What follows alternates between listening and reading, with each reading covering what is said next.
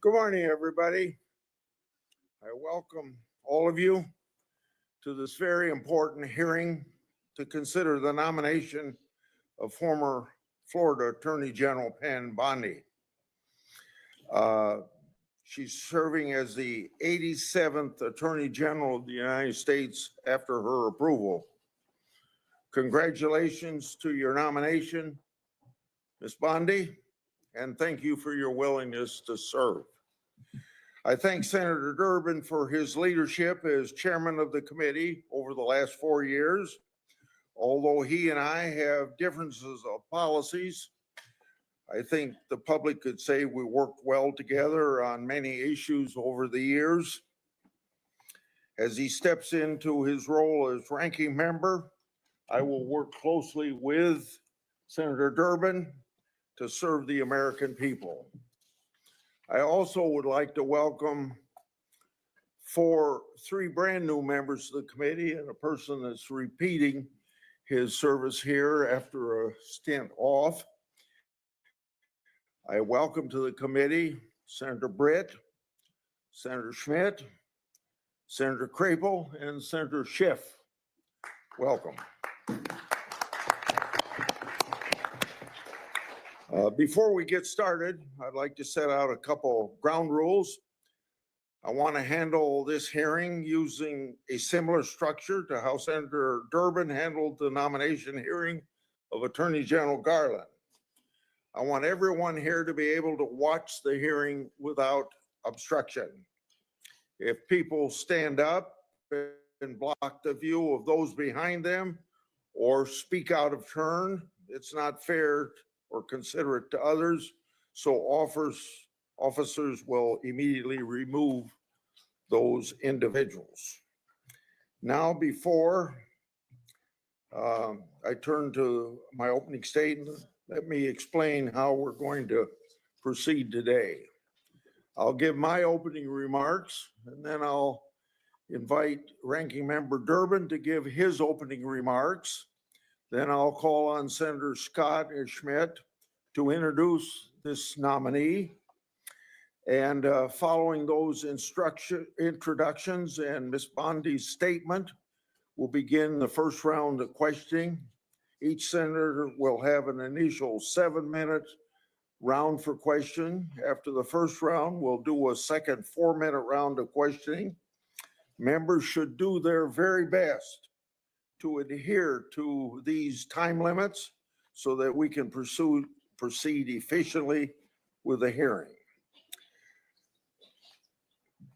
We're here today to considering Pam Bondi's nomination to serve as Attorney General of the United States. Ms. Bondi, for a second time, I thank you for your nomination, willingness to serve, but more importantly, serve the important role of Senate's advise and consent process. You're nominated to one of the most important offices in our country. It took It took, let's see, a lot of work on your part just to get here today. The more than 14,000 pages of records, hundreds of hours of media files, and more than 3,400 responsive entries you disclosed to this committee are a testament to your long career in public eye and your cooperation with this committee. I'd like to also thank your family for being here today. I know that many of them have traveled some distance to celebrate with you. I'd like to explain and expect that Ms. Bondi be treated fairly. During Attorney General Garland's confirmation hearing, Republicans treated him with respect. We asked tough but fair questions, and we ultimately voted him out of committee on a bipartisan basis. Although Attorney General Garland wasn't who we on this side of the aisle would have chosen to lead the Department of Justice, we recognize that President Biden won that election and that he was entitled to choose his Attorney General. We were ultimately disappointed with some of the things that General Garland and his department did, but at the time of his nomination, we gave him the benefit of the doubt. As the recent terrorist attacks in New Orleans and around the world have shown, our national security must be a high priority. The American people deserve a secure homeland and borders, safe streets, orderly markets, civil rights, and a protected environment. So, delivering on these promises required the swift confirmation of an Attorney General. This committee should give Ms. Bondi the same benefit of the doubt that this committee gave to Attorney General Garland. President Trump has selected a nominee whose qualifications speak for themselves. Ms. Bondi made history in 2010 as the first woman to be elected Florida Attorney General. She held that role for 8 years and was comfortably reelected by the people of Florida to a second term. 8 years of service as Attorney General of the third largest state in the nation is excellent preparation for the role of U.S. Attorney General. As Florida Attorney General, Ms. Bondi was a member of the Florida Cabinet, chief legal officer of the state, and led a large agency that tangibly impacted people's lives. And by all accounts, Ms. Bondi handled her responsibilities well. As the Florida Attorney General, Ms. Bondi achieved numerous successes. She engaged in key initiatives to fight human trafficking, counter the opioid epidemic, and protect consumers and protect the citizens of Florida from violence. She didn't shy away from hard work or complicated problems. She engaged in an aggressive campaign to eliminate pill mills, took a leading role in securing a $3.25 billion settlement following the Deepwater Horizon oil spill, and eliminated the backlog of rape test kits that had accumulated in that state's laboratories. Ms. Bondi experience isn't limited to her service as Florida Attorney General. She also served as a prosecutor in Hillsborough County for 18 years and prosecuted terrible crimes. She sought tough penalties and justice for victims of violent criminals. domestic abusers, and sexual predators. She prosecuted drug traffickers and thus protected her community.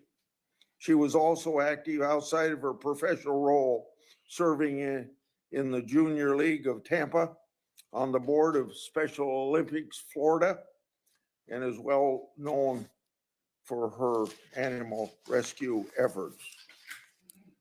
Her experience and performance as Attorney General, prosecutor, and community leader speaks volumes about her character and her dedication to the rule of law. She's received multiple letters in support of her nomination, including from the Fraternal Order of Police, the Republican State Attorneys General, more than 100 former senior DOJ officials, and a bipartisan group of former state attorneys general. In short, Ms. Bondi is highly qualified. And of course, as we all know, a change is desperately needed. When confirmed, Ms. Bondi will take the helm at a very turbulent time for this country and for that department. The Justice Department's is infected with political decision-making, while its leaders refuse to acknowledge that reality. Crossfire Hurricane was a textbook example of government weaponization. The FBI's investigation was built on the fake Steele dossier, which was funded by the Democratic National Committee and Clinton campaign, who worked with foreign operatives. My investigative work exposed that the FBI actually knew the dossier was false information and was likely a part of a Russian disinformation campaign. Even with the knowledge of such dossier defects and political infections, the Justice Department sought FISA warrant renewals and took other actions. After directing my oversight staff to investigate Justice Department's mishandlings of the matter, the Justice Department retaliated in issuing a subpoena for my own staff's phone records. That's right, challenging my constitutional rights of doing my oversight duties. Well, what's next? Then a few Democratic colleagues pressured the FBI Foreign Influence Task Force to supposedly brief me and Senator Johnson related to our Biden family investigation. On August the 20th, Senator Johnson and I had that infamous briefing from the FBI. Later, this FBI's briefing contents were leaked to the media, even though the FBI promised confidentiality. That leak falsely labeled our oversight work as, you guessed it, Russian disinformation. To this day, over 4 years later, the intelligence community and the FBI refused to provide us the intelligence basis for that briefing. The title of this Wall Street Journal's article sums it up, quote, "The FBI's dubious briefing. Did the Bureau set 2 US GOP senators up at the behest of Democrats? Question mark, end of quote. So I know, as other people on this committee and in and out of Congress know, what government weaponization is. And then we get to Special Counsel Jack Smith and his lawfare operation. It involved an unprecedented FBI raid on Trump's house, including agents that even searched the former First Lady's clothing drawers. Hillary Clinton and Joe Biden certainly did not receive the same treatment by government regarding their records.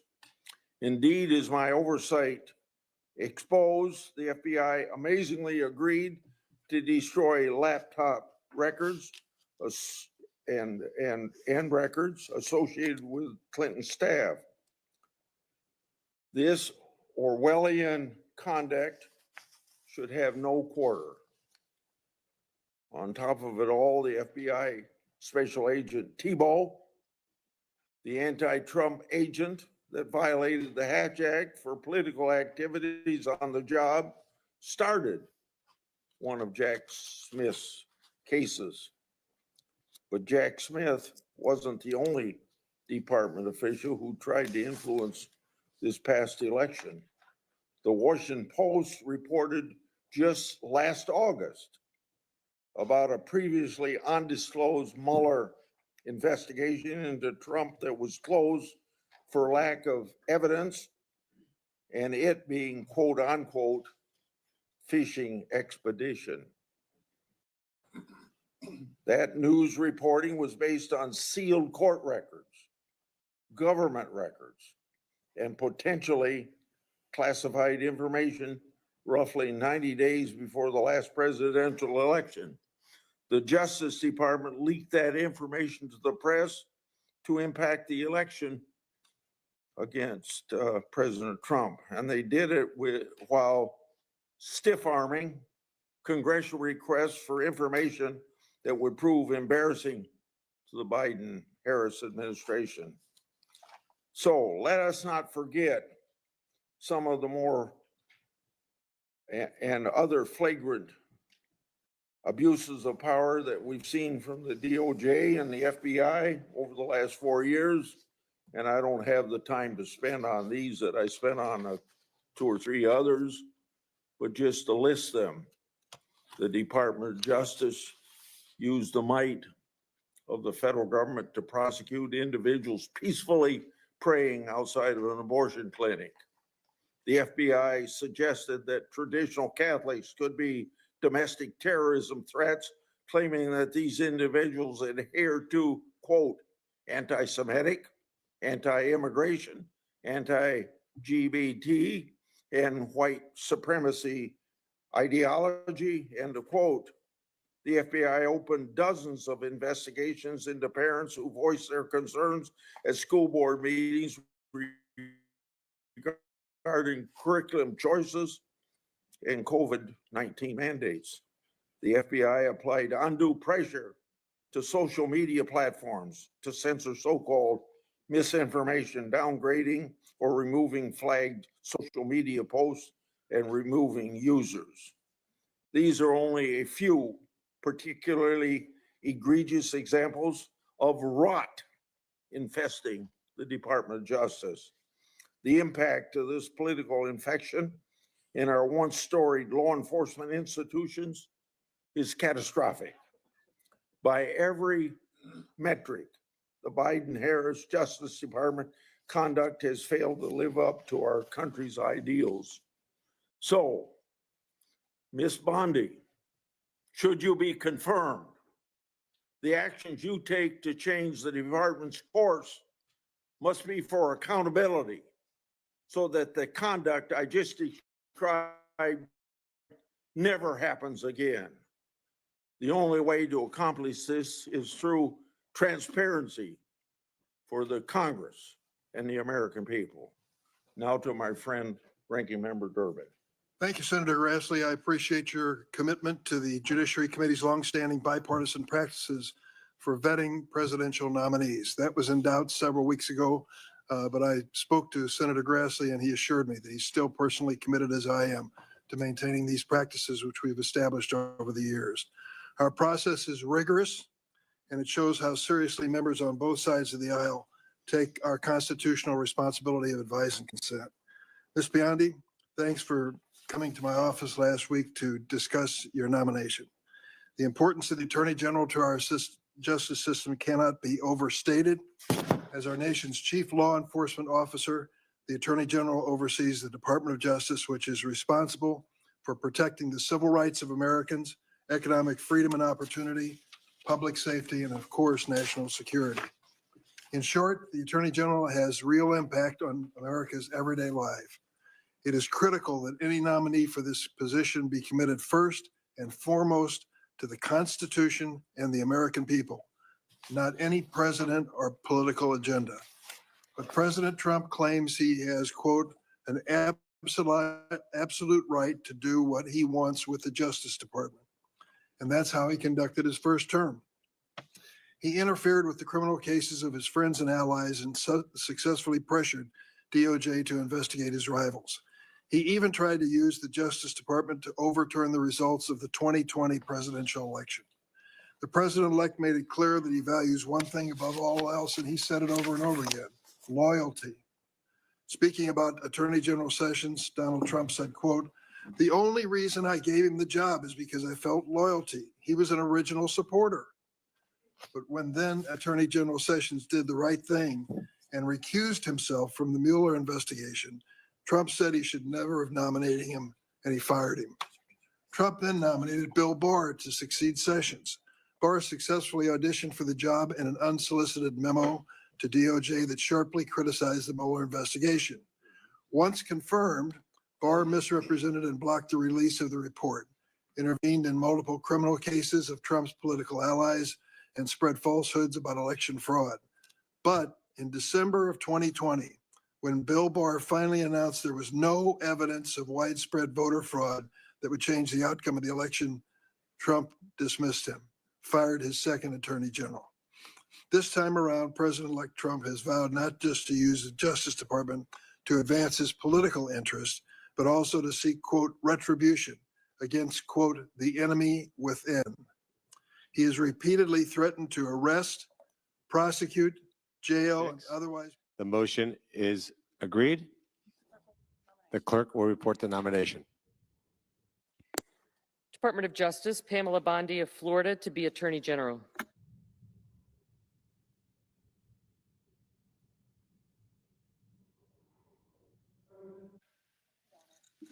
I recognize the senator from Delaware. Mr. President, as if in legislative session and notwithstanding Rule 22, I ask unanimous consent the Senate proceed to the consideration of Senate Resolution 51, which was submitted earlier today. Further, that the resolution be agreed to, the preamble be agreed to, and that the motions to reconsider be considered made and laid upon the table with no intervening action or debate. Is there objections?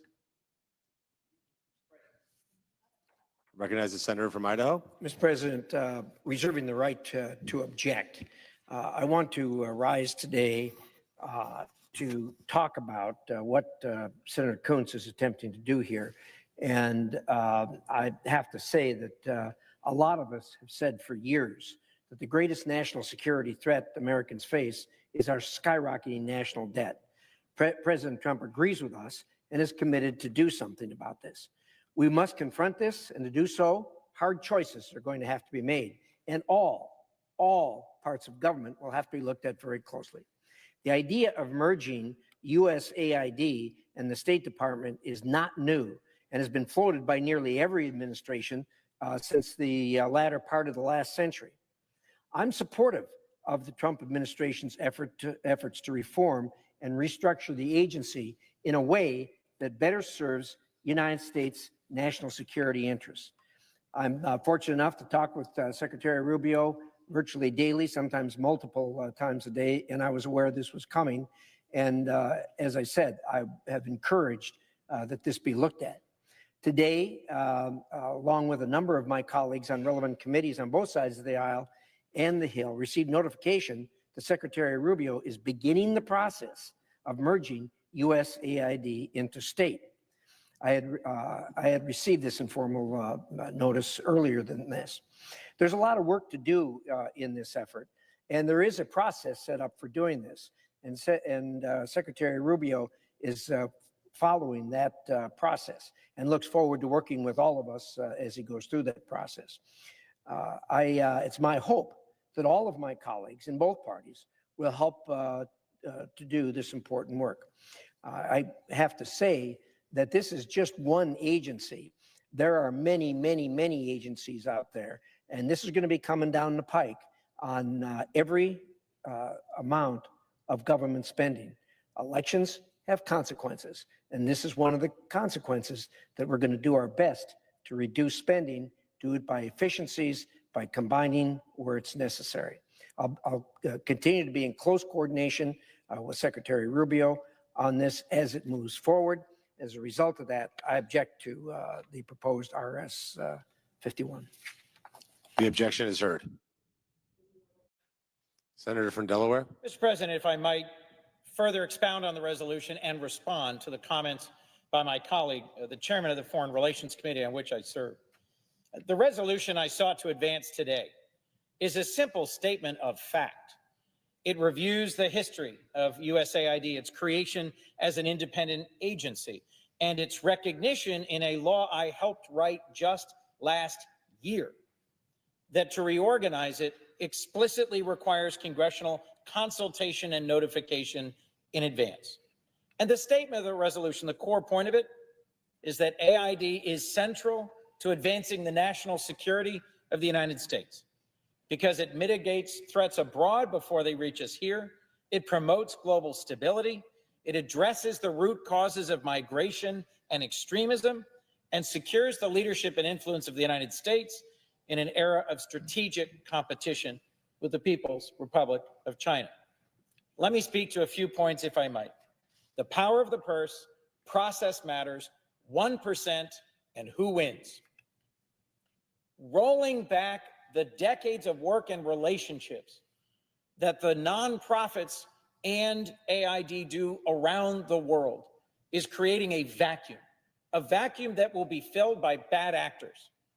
So in a country where we've long funded the PEPFAR program, started by President Bush, long supported on a bipartisan basis, that provides antiretrovirals and testing and nurses and support and clinics, to abandon that, to defund that, to shut that down, simply creates an opening for a bad actor to come in and say, the Americans abandoned you. Sorry for your luck. Here we are. We want to help. The Chinese have invested hundreds and hundreds of billions in advancing their interests through investing in infrastructure, building partnerships in critical minerals, becoming the leads on port operations, and delivering humanitarian aid. We should not shut down our assistance to the world in a way that creates this vacuum. Who wins is the first question. My concern is our adversaries. Second, process matters. As those of us who are lawyers know, it's backwards to start with an executive order that shuts down the funding for an organization and an entity, to invade and occupy its headquarters, to have an unelected department get into its systems, to lay off and furlough its senior leadership, and then notify Congress of the intent to begin a conversation about reorganization. I welcome a chance to have a conversation about the future of our development assistance around the world, and my hope is that it will continue because I have case after case to review here about the good work it does. But to shut down the funding and to cause lots of our partners to lay off their key staff and then begin a conversation about reorganization is to get it backwards in terms of process and the law. I'm an appropriator.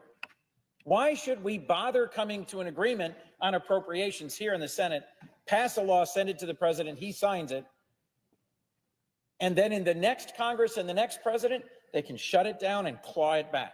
It gets to the very question of the power of the purse, which in Article 1 of the Constitution is the power of this body. Going forward, of course, as my colleague said, elections have consequences. It is true that President Trump and the new majority here will put their imprimatur on the policy priorities across a wide range of agencies and programs. Absolutely. And I expect that discussion and that fight. But this is reaching back and shutting down. 1%.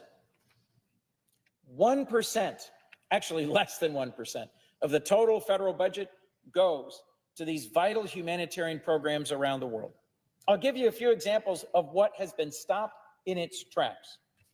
A U.S. organization funded through AID has stopped its counterterrorism work in the Philippines that was reducing the appeal of terrorist recruitment and radicalization. We've walked away from that work. In Mexico, an organization that reduces the number of children recruited by gangs to help move drugs and migrants across our border, has had its funding cut off. I remember trips that I took, bipartisan delegations I was a part of, that went and visited AID-funded work where folks were delivering critical care. St. Mary's Clinic in Kibera, in Nairobi, in Kenya, one of the worst informal settlements, slums I've ever been in my life.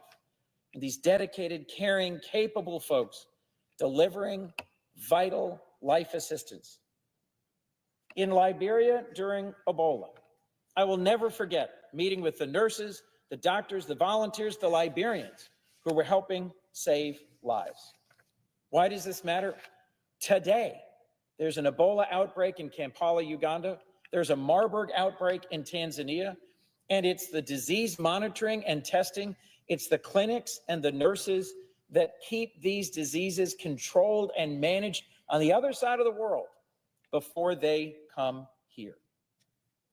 Failing to sustain this work in an efficient and effective way is to fail to show the values of the United States, is to show we're not a reliable partner, is to show that the decades of bipartisan support for critical initiatives like PEPFAR have been abandoned because they're no longer considered a smarter strategic investment by one party, while the other party will fight for it.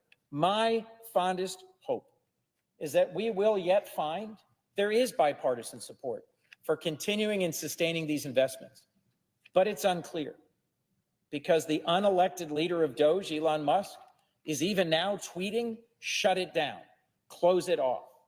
My hope is that Secretary Rubio's comments today on television about sustaining many of the critical functions of AID will win out, but I'm not confident because it's unclear to me who's really driving this initiative. Let me close. We know that diplomacy and development stand alongside defense in being critical to our national security. President Trump's first defense secretary, General James Mattis, said to us in a hearing that if foreign aid were to get cut, he would need to buy more bullets. Because foreign aid around the world helps us build relationships of support, combat terrorism and extremism, advance our values and priorities, and make us safer and more secure. I cannot think of a more troubling development than this long-trusted, capable, bipartisan effort at helping bring our values to the world and helping secure our nation would be cut off abruptly, roughly, in a way that violates the law and the spirit of our long bipartisan compromise. Who wins if we do in fact shut this all down? It's our adversaries. It's terrorists, it's drug cartels, it's Russia, it's China. It's those we've held at bay through the great work of this organization and its dedicated servants for decades. My hope is that even though this resolution was opposed and thus defeated tonight, that the determination to support this great work will survive and thrive and prevail. Thank you, Mr. President. With that, I yield the floor. Recognize the senator from Idaho. Mr. President, first of all, to my good friend from Delaware, I know that he is aware that a number of the programs here have already received a waiver because a case was made for those programs, and that's appropriate. But look, as I started to say at the beginning, this is about the debt of the United States. The fact that we're borrowing $1 trillion every 100 days, it can't go on. And so this institution, as long as I've been here, has been trying to do something about it. We have tried over and over and over again to make something happen. What do? We create a study group. Study group sits down, they talk for 2 years, they create a great big report, and nothing ever comes of it. This president is making things happen.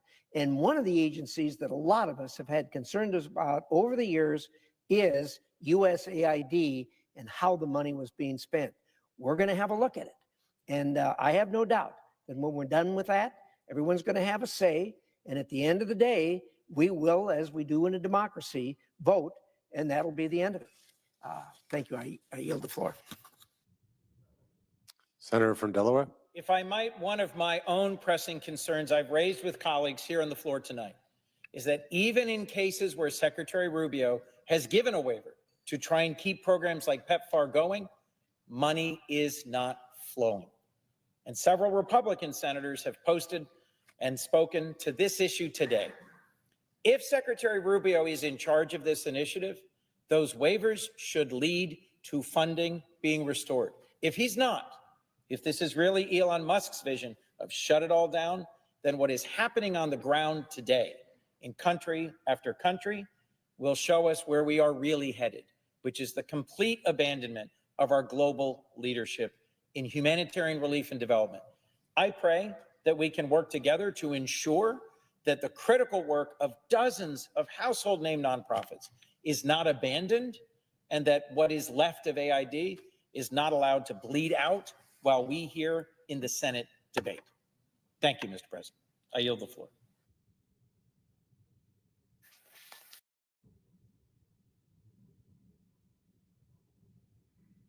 President. I recognize the senator from Hawaii. Thank you, Mr. President. I want to thank Senator Coons for his leadership on trying to restore international order. And that's what we're talking about. You know, the chairman of the Foreign Relations Committee is talking about reforms to the way we deliver aid.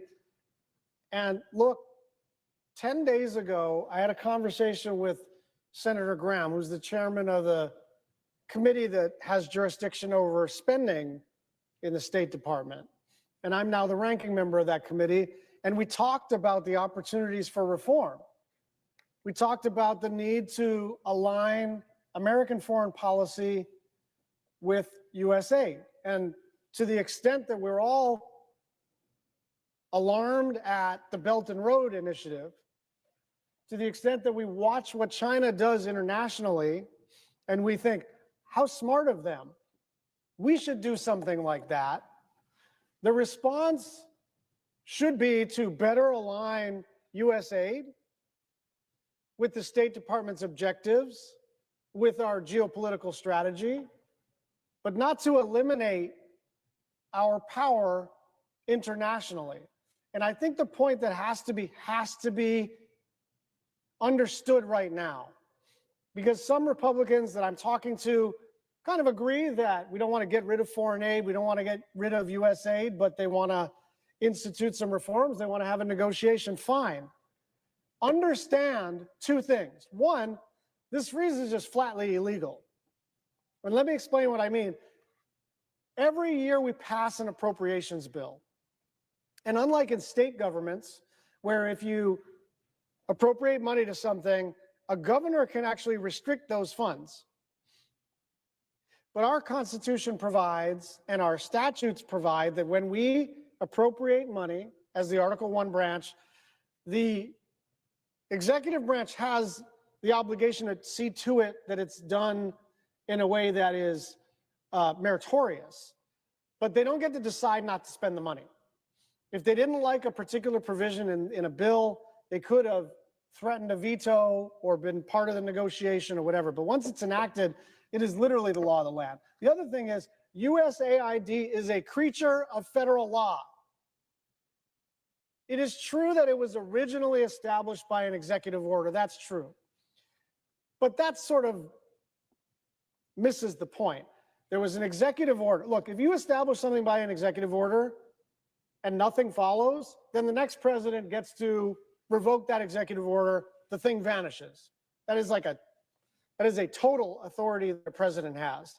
But what happened was USAID was established by executive order, and then Congress made a law. So it doesn't matter whether it was originally made by executive order or memo or speech or someone sang a jingle to establish USAID. It's now a federal law, and you don't get to waive it because you don't like it. I just don't understand. Look, there will be a Democratic president. And I want people to do the thought experiment of how unbelievably angry you will be when President whoever comes in and says, I'm canceling the F-35. I'm canceling a road in your community because I don't like it, because it doesn't fit with my ideology, because I won. That is not how this works. And it is sometimes very frustrating, especially when you're the majority party, to understand that all you did was decide, you just won to be at the helm of the executive branch and to be at the helm of the legislative branch. But that didn't mean that you won a monarchy. That doesn't mean that you get to start just issuing memos and that's the new law. And I think one of the problems right now is that there really are a bunch of billionaires who really do think, it ought to run like a business. If what you mean by that is things ought to be efficient and that we ought to be good stewards of the taxpayer dollar, count me in. But if what you mean by that is that there is one CEO and that CEO tells everybody what to do and it doesn't matter what anyone else thinks or what the rules or the laws are, that's not our system of government. That is not the way this works. So that's number one. This thing is illegal. You can hate USAID and still hate what's happening to it. Because it'll happen, if this is allowed to stand, it'll happen to a department you like. It'll happen to an initiative you like. It'll happen to something that you want to protect in your community or that you consider important for the country. And so this isn't about the particulars of USAID. Let's have a debate about USAID, but let's have it in the context of the constraints of the Constitution and laws of the United States. That's not a provocative partisan statement. It's a statement of fact that we all swear an oath to the Constitution and laws of the United States, and the context in which we have fights about things is within the four corners of statutory law. And if you hate a statute, we all know what to do. There's still literally, they say put a bill in a hopper. It's the year 2025. We still have a hopper. You can still drop a physical bill in the hopper. You've got a proposal, great. But not, I've got a proposal, let's draft an executive memorandum and start acting like there's a chief executive officer of the whole country. That is not how this works. The second point is this. People are dying now. People are dying now. So as we think about, what kind of reforms do we want to make? Why don't we align this better with the United States foreign policy? I want to target wokeism or whatever the hell someone wants to think about the USAID budget. All of that is the kind of thing that you can do while you keep the agency open. My God, I talked to Lindsay the other day and I said, it'd be really interesting because we know administrative tasks are going to get easier and more efficiently done with the advent of AI. And I thought, well, it would be pretty cool to try to figure out if we could drive the overhead rate in the USAID budget down over a period of time so that more aid goes to the people and the places that we intended to go to. Now, if there was a for-profit or a nonprofit and you were in the process of trying to become more efficient, right? And you were looking at a bunch of people who did a bunch of things and you think, we need an electronic system for this, or we need a better way to do this. We need a better mousetrap. You don't shut the whole operation down and then figure it out. I'm looking at the presiding officer. I'm looking at the senator from Delaware. Both of you have run big operations, private sector, public sector. And this is no way to run a railroad. You don't shut something down in order to reform it. You take seriously the proposition that there should be reform. You get aggressive. There should be no sacred cows, all of that. But what they did was they stormed into the offices of a federal building, sent everybody home, broke into the secure conference facilities, broke into the SCIFs, locked people out of their emails. Does that sound like the United States of America? It really, honestly, does not sound like the United States of America to me. These people were not elected. There is a law in place, and it doesn't matter what you think about this particular agency. I got agencies I don't like. I got agencies that I think are spending too much money or too little money. You know what I do about that? I introduce a bill to change it. because I believe in the American system of government. And part of what we have to establish here is, do we believe in the American system of government? Or has the internet broken our brains to the point where this is just another partisan fight? They stormed into a federal office and purged employees. Think about how you would view that if it were some faraway place.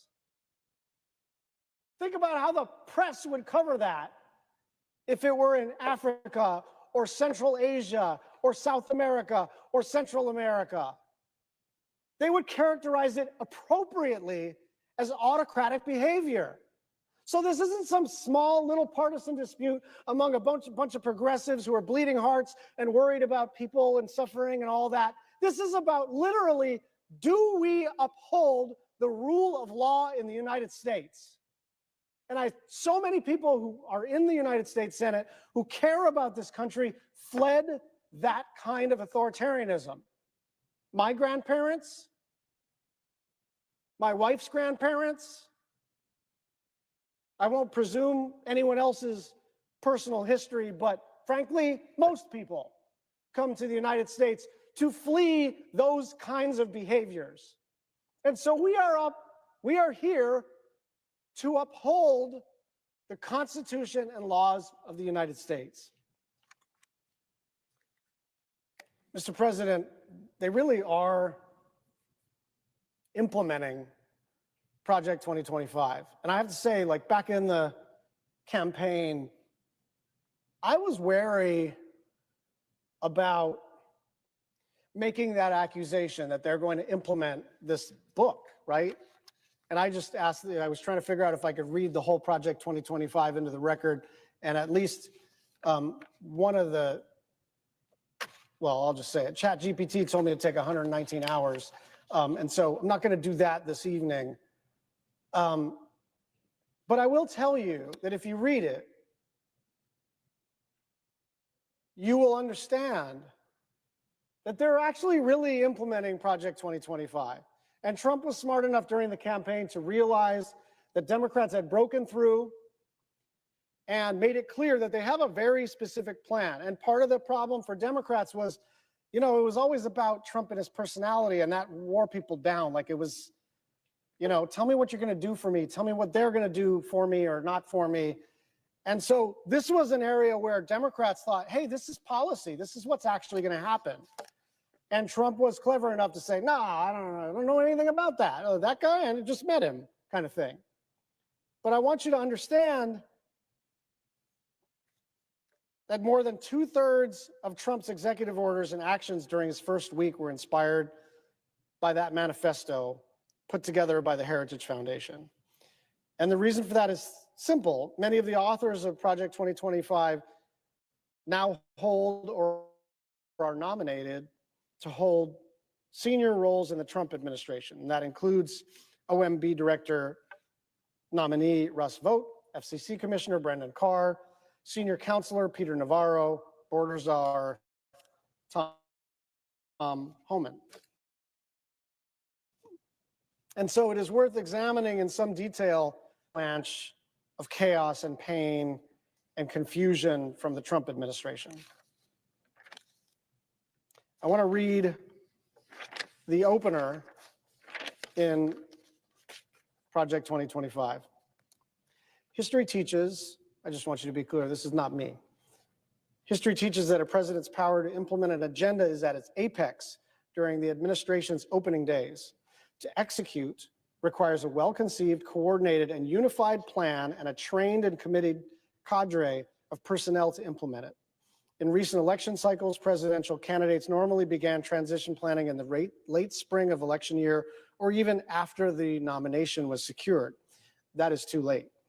The federal government's complexity and growth advance at a seemingly logarithmic rate every 4 years. For conservatives to have a fighting chance to take on the administrative state, the work must start now.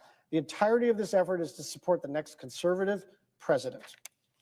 In the winter of 1980, the fledgling Heritage Foundation handed to President-elect Ronald Reagan the inaugural mandate for leadership. This collective work by conservative thought leaders and former government hands, most of whom were not part of Heritage, set out policy prescriptions, agency by agency, for the incoming president. The book literally put the conservative movement and Reagan on the same page, and the revolution that followed might never have been, save for this band of committed and volunteer activists. With this volume, we have gone back to the future, and then some. It is not 1980. In 2023, the game has changed. The long march of cultural Marxism, I'm not really sure what that is, those are my words, through our institutions has come to pass. The federal government is a behemoth weaponized against American citizens and conservative values, with freedom and liberty under siege as never before. The task at hand to reverse this tide and restore our republic to its original moorings is too great for any one conservative policy shop to spearhead. It requires the collective action of our movement. With the quickening approach of 2025, we have 2 years and one chance to get it right. Project 2025 is more than 50 and growing of the nation's leading conservative organizations joining forces to prepare and seize the day. As the axiom goes, personnel is policy, and we need a new generation of Americans to answer the call and come to serve. This book is functionally an invitation for you, the reader, Mr. Smith, Mrs. Smith, and Mrs. Smith, to come to Washington to support those who can. Our goal is to assemble an army of aligned, vetted, trained, and prepared conservatives to go to work on day one to deconstruct the administrative state. Under State Department civil servants, since the U.S. founding, the Department of State has been the American government's designated tool of engagement with foreign governments and people throughout the world. Country names, borders, leaders, technology, and people have changed in the more than 2 centuries since the founding, but the basics of diplomacy remain the same. Although the department has evolved throughout the years, at least in the modern era, there's one significant problem that the next president must address to be successful. There are scores of fine diplomats who serve the president's agenda, often helping to shape and interpret that agenda. At the same time, however, in all the administrations, there is a tug of war between presidents and bureaucracies, and that resistance is much starker under conservative presidents, due largely to the fact that large swaths of the State Department's workforce are left-wing and predisposed to disagree with the conservative president's policy vision. I just want to stop here, and I want everyone to understand what they're saying, which is they're targeting a department of the federal government because they have assessed, I don't know if it's true or not because I don't actually think like that it's got like a liberal lean. And I got to tell you, like, I'm sure the FBI membership has a conservative lean. My guess is ICE has a conservative lean. I don't know about the Department of Interior and what their political lean is. And I am just actually confused as to why anybody thinks it's legitimate to try to dismantle a department of the federal government because there is a point of view about the politics of the individual employees. Now back to the 2025. It should not and cannot be this way. The American people need and deserve a diplomatic machine fully focused on the national interest as defined through the election of a president who sets the domestic and international agenda for the nation. Well, listen.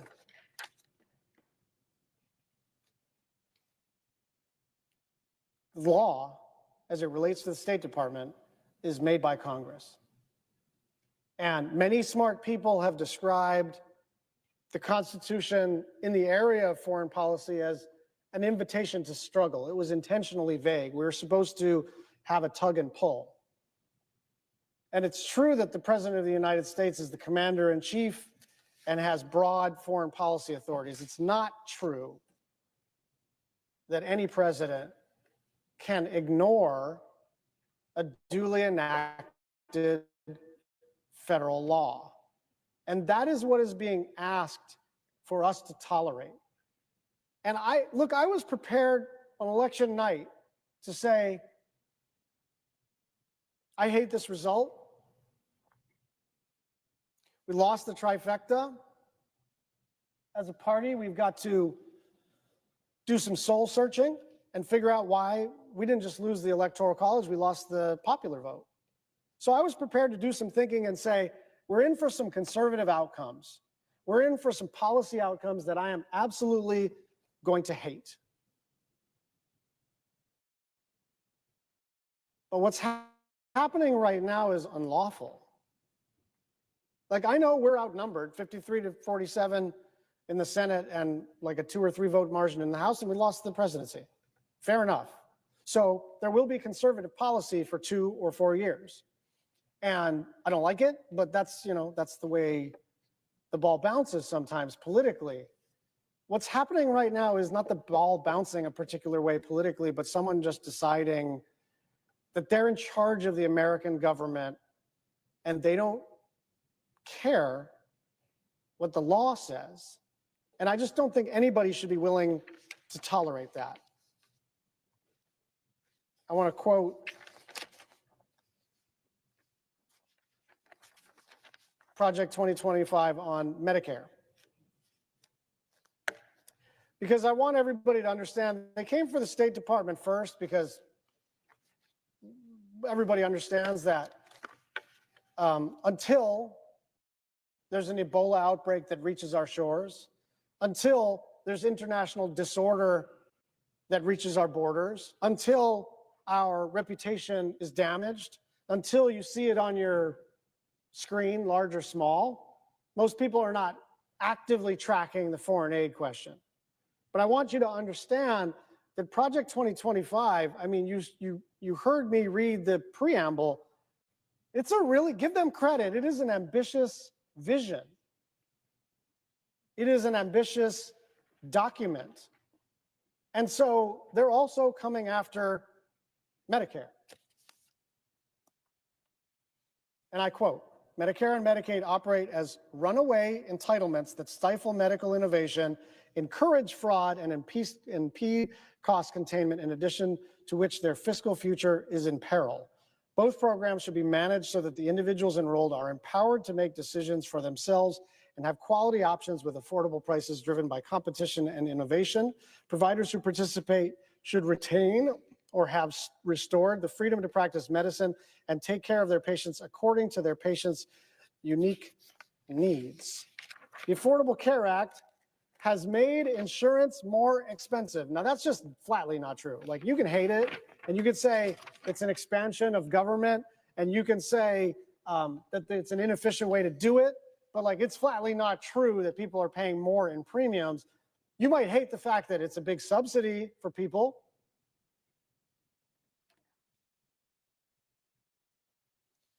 I yield the floor to the Majority Leader.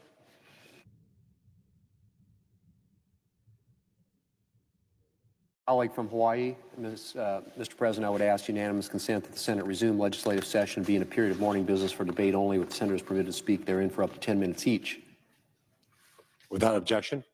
Mr. President, I ask unanimous consent that the appointment at the desk appear separately in the record as if made by the chair. Without objection.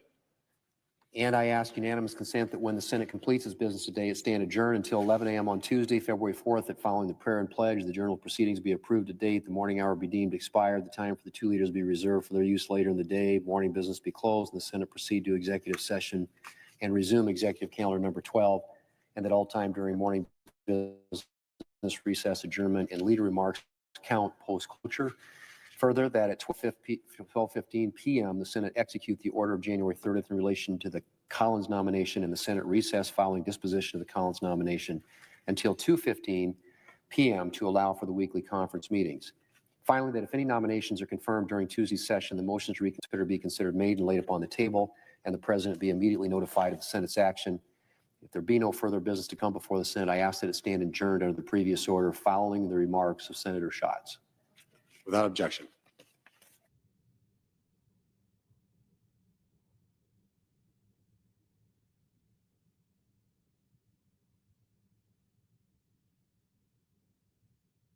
Affordable Care Act.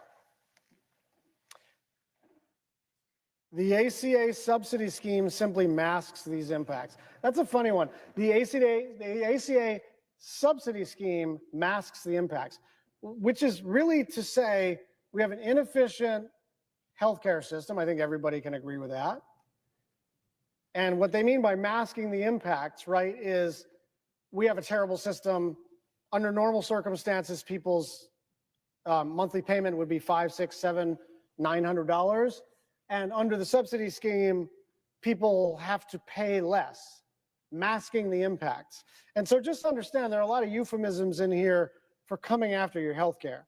CMS, Center for Medicaid Services, Medicare Medicaid Services, should develop a plan to separate the non-subsidized insurance market from the subsidized market, giving the non-subsidized market regulatory relief from costly ACA regulatory mandates. So let's just kind of explain what this means for a second. They want to separate the healthy from the not healthy. And the problem is, it is true that if an insurer wants to, let's say, only provide insurance for 35-year-old and under, that they're going to be able to provide really, really cheap rates. But the problem before the Affordable Care Act was that that's exactly how it worked. So if you're 23, your insurance was reasonably affordable.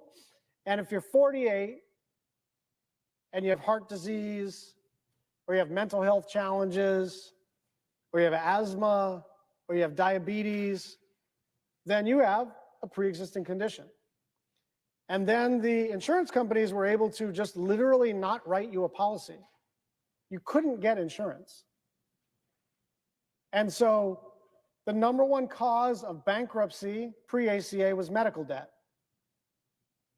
People were going bankrupt because they got sick. Imagine, now it has to be a big enough thing to be expensive, so it's almost definitionally, you get sick and it's very serious. Your life might be in danger, you might have to, manage a new disability, but it's stressful and hard to try to get well or whatever it is. But on top of that, pre-ACA, you got absolutely screwed financially. And so imagine getting a terminal diagnosis and you don't have insurance. And then you're sitting there thinking, I got 3 years, but in the meantime, my family's going to go broke. Mask the impacts. What they mean is subsidize people so that they can afford their insurance and put everybody in the same risk pool so that it's not the case that sick people can't get insured and well people can't. Because why would you? The reason insurance companies love to discount their rates and take young people on their plans is it's very unlikely they're going to get sick, so they make money all the time. And the reason they wanted to reject sick people is because that ends up being expensive, right? And so it's not a surprise that the Republican Party wants to eliminate the Affordable Care Act, but we also need to understand they're coming after Medicare and Medicaid too. And I want you to hear this part from our OMB director nominee. In its opening words, Article 2 of the U.S. Constitution makes it abundantly clear that the executive power shall be vested in the President of the United States of America. So far, so good. That's true. That enormous power is not vested in the departments or agencies, in staff or administrative bodies, in non-governmental or other equities and interests close to the government. Now, that's where he's way off track. He's already way off track. We make laws. There is an executive branch that is a creature of federal law. And this guy's theory is, nah, we elect a king. We elect a person who doesn't have to deal with any existing statutes. How does the Department of Transportation distribute federal funds? Is it by formula or do they do grants? How does the Center for Medicare and Medicaid determine who gets grant funding for a hospital, right? All of that over the years has been decided as a matter of law. And what Russ Vought is saying is the president must set and enforce a plan for the executive branch. Sadly, however, a president today assumes office to find a sprawling federal bureaucracy that is all too often carrying out its own policy plans and preferences, or worse yet, the policy plans and preferences of a radical, supposedly woke faction of the country. What's interesting about this document, as I've started to read it, is it's got all this high-minded stuff, and then they just want to go after the left. Like, that's what this is, right? Like, they're just pissed. They're mad because they think certain agencies are too left-wing. They think there's a bunch of people in the government that are too busy, like, caring too much about, I don't know, healthcare, or, you know, women's equality, or like children's mental health, or I don't know what's considered woke and not, because I feel like with the tragic plane crash last week, that those words died. Like, those words are now devoid of meaning. What in the hell does it mean to say DEI caused a plane crash? Now it's just an epithet you throw when you don't know what else to say, or what to be critical of, or how to be a serious person.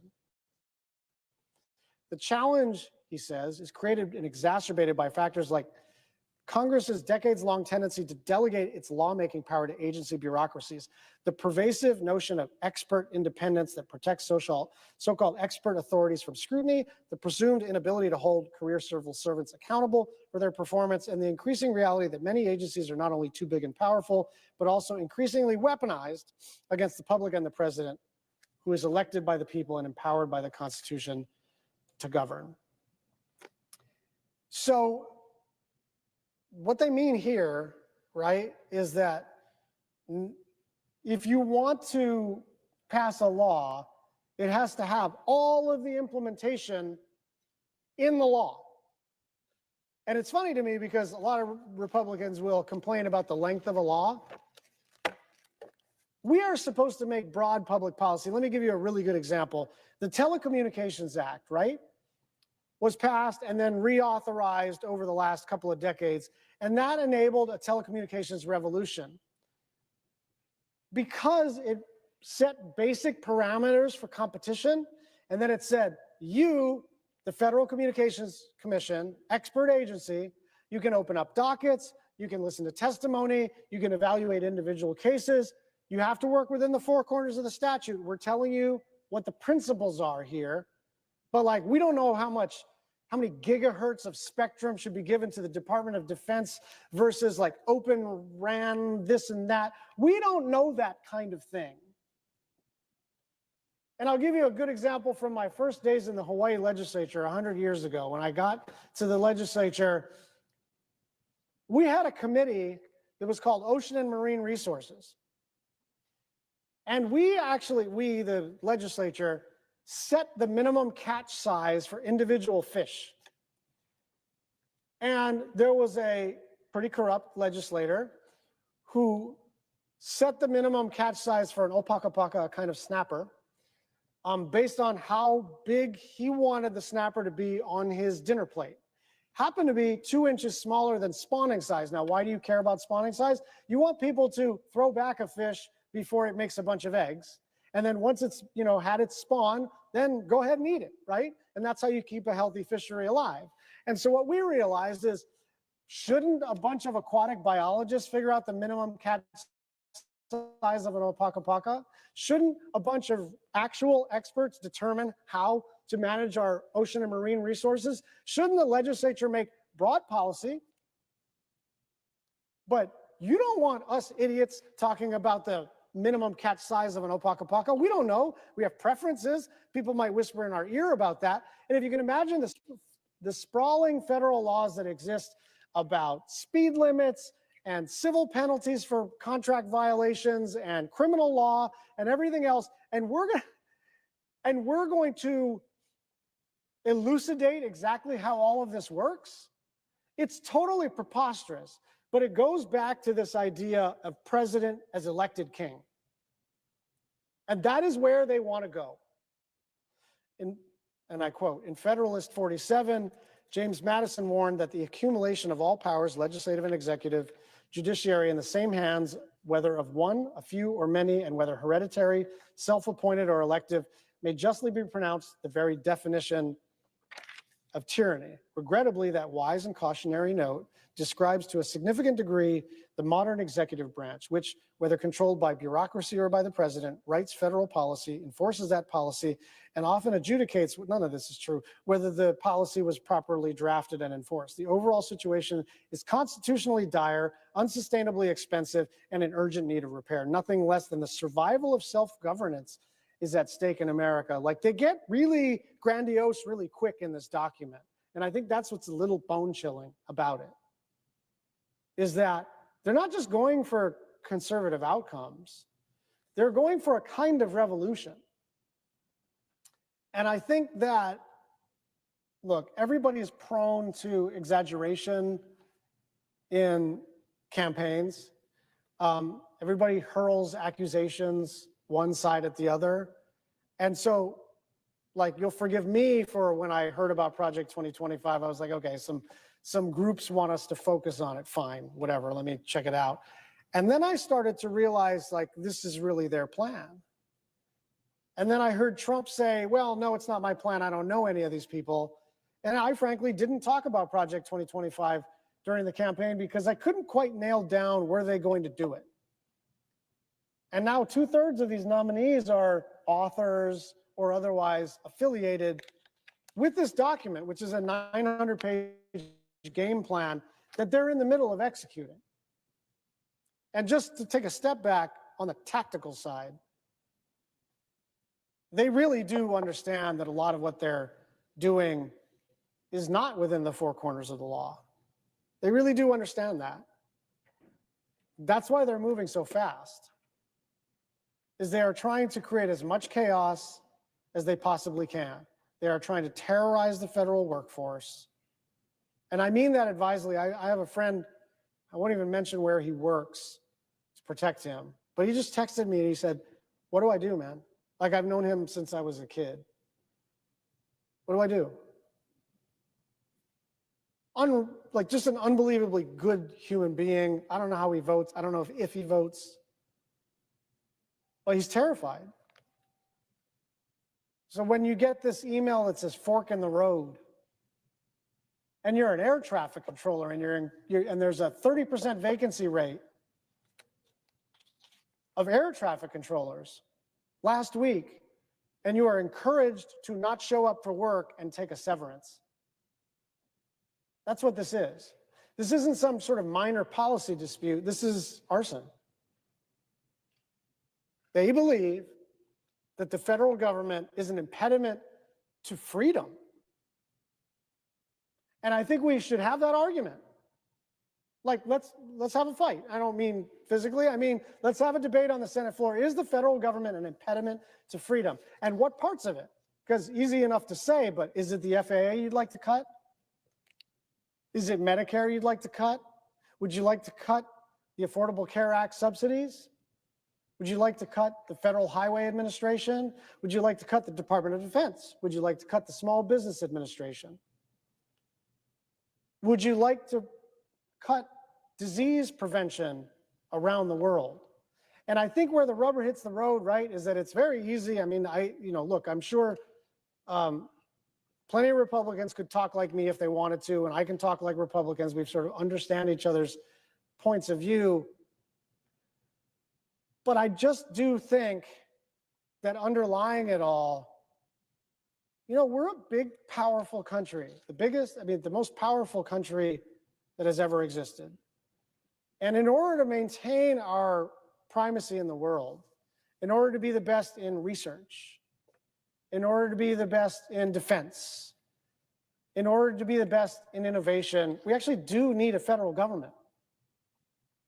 And whether it's the patent office or preventing Ebola from reaching our shores or making sure we have a strong military, like all of that is in jeopardy if these particular ideologues have their way.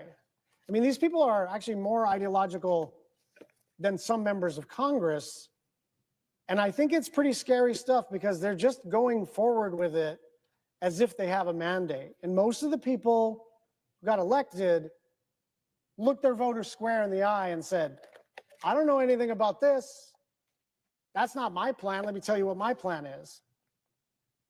But now that all of these people are going, personnel is policy, remember, into the government to implement these plans, it's I. And then maybe secretly whispering to a Democratic colleague, you know, I've got some concerns, so keep it up. I got some concerns, keep it up. At some point, people are going to have to stand up and say, this is not what we meant. Maybe they were pissed off at the Afghanistan withdrawal. Maybe they were pissed off at the price of eggs or the price of gasoline. Maybe they were angry that they felt that the previous president wasn't up to it. Maybe they thought Democrats were focused on the wrong things. But I don't think actually people really signed up for this. They might have tolerated it as part of a coalition. But this is not what your average swing voter thought they were signing up for. The elimination of Affordable Care Act subsidies, the storming of federal buildings, and relieving all of the senior staffers of their duties, the defying of temporary restraining orders issued by federal judges. I don't think that's what people had in mind. I think they were pissed. I think they were tired from COVID. I think they were irritated at the Democratic Party for a number of reasons. But I don't think people understood that these people had a plan that was separate and apart from the campaign. And because Donald Trump, again, very cleverly said, I got nothing to do with that, people did not think this is what the campaign was about. But now that they are in the government, that is exactly what this was about. They are in the government and they are acting as if the people ratified this plan. People need to understand what was in this plan. And I quote again, the great challenge confronting a conservative president is the existential need for the aggressive use of vast powers of the executive branch to return power, including power currently held by the executive branch, to the American people. Success in meeting that challenge will require a rare combination of boldness and self-denial. Boldness to bend or break the bureaucracy to presidential will. Remember that email, fork in the road. And self-denial to use the bureaucratic machine to send power away from Washington and back to American families, faith communities, local governments, and states. Fortunately, a president who is willing to lead will find the executive office of the president, in the executive office of the president, the levers necessary to reverse this trend and impose a sound direction for the nation on the federal bureaucracy. The effectiveness of those EOP levers depends on the fundamental premise that it is the president's agenda that should matter to the departments and agencies that operate under his constitutional authority, and that as a general matter, it is the president's chosen advisors who have the best sense of the president's aims and intentions, both with respect to the policies he intends to enact and with respect to the interests that must be secured to govern successfully on the American people. What he is saying is that a president gets elected and he gets to do whatever the hell he wants. That's what this is. FEMA, and I quote, the Federal Emergency Management Agency should be moved to the Department of Interior, or if combined with CISA, to the Department of Transportation. Like that one, I don't even have like a smart comment on other than like why. Like it's not going to be more efficient if you move it under DOT. And what the hell does the Federal Emergency Management Agency have to do with transportation? And it just, like they're smart people, don't get me wrong. They're very sophisticated, smart people. They do have a plan. But some of this sounds like dorm room, like rando, like brainstorming. Yeah, we should move this over here. What does that even mean? Do you have any idea what FEMA does? Like, do you know how FEMA responds in a disaster? Have you ever met anybody who's, look, people get pissed about the federal government all the time, but when a disaster hits, I've never heard somebody say, oh, damn it, FEMA's here. People are pleased that FEMA is there. And I've had my disagreements with FEMA as it relates to the Maui recovery, but damn it, when Lahaina burned, they were there. And they were making sure people had food. They were making sure people had medicine. They were making sure people had a roof over their head. I mean, there are some agencies that actually work pretty well and do exactly what they're supposed to do. And so you see that this isn't about the relative like efficacy of any individual department, because they are literally after them all. It doesn't matter if they work well, don't work well, or in the right place, not in the right place. They construct a critique of literally every single federal agency to sort of reduce its legitimacy. Why? Because they believe in their heart of hearts. And this is similar to like what Rand Paul thinks, truly, that anytime there's any federal authority, that means less freedom for an individual. But that's like not a mainstream position. This is not a mainstream document. And the reason I'm spending so much time on this is that, like, I don't think the media has actually read this damn thing. And I think that they kind of like view this as like yesterday's news, last year's fight. And there's a little bit of a sense of, Democrats, they try to make something stick. They can never make something stick. So they're talking about 2025 again, and I'm going to roll my eyes and blah, blah, blah. They're implementing this thing. They're actually in the process of implementing this thing. It's all right here. FEMA manages all grants for DHS, and I quote, and these grants have become pork for states.